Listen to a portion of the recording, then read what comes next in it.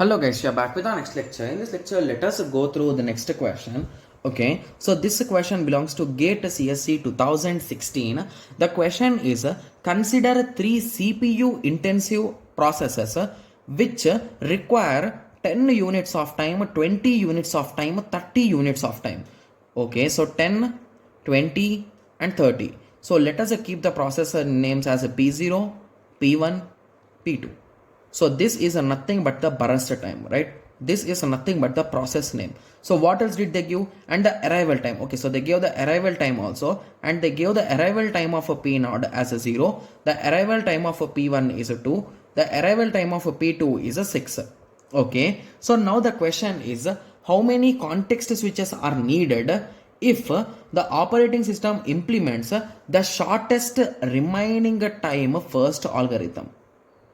Okay, so do not count the context switch at time 0 and at the end. So that's really important, guys, because we don't know what does the examiner wants us to count, right? Yes. So let us try to analyze this question. So what algorithm are they using, guys?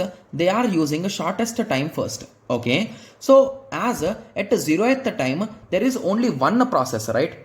Yes. So as there is only one processor, so it will take the slot. Okay, and I think we are using shortest remaining time first, but the processes already came in that order only, right? Yes. So do we need to swap them in between? The hint here is there is no need to swap them, right?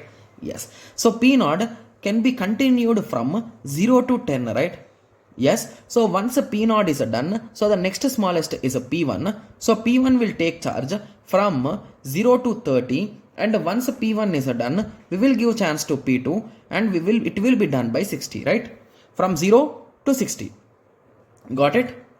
Yes. So it's a quite easy question, right? Yes. So now what they asked is, how many context switches are there, and they informed that don't count this first one and don't count this last one.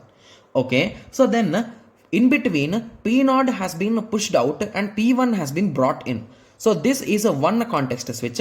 Similarly, P1 is pushed out and P2 is brought in. So basically this is a second context switch. So in total, two context switches has been occurred. So now I hope everyone understood like what exactly is a context switch and how you need to solve these type of questions, right? Yes. So I hope everyone got a clear idea with respect to this. So in the next lecture, let us continue with the next question. Thank you. Thanks for watching. Like, share and subscribe for more awesome videos like this. Thank you.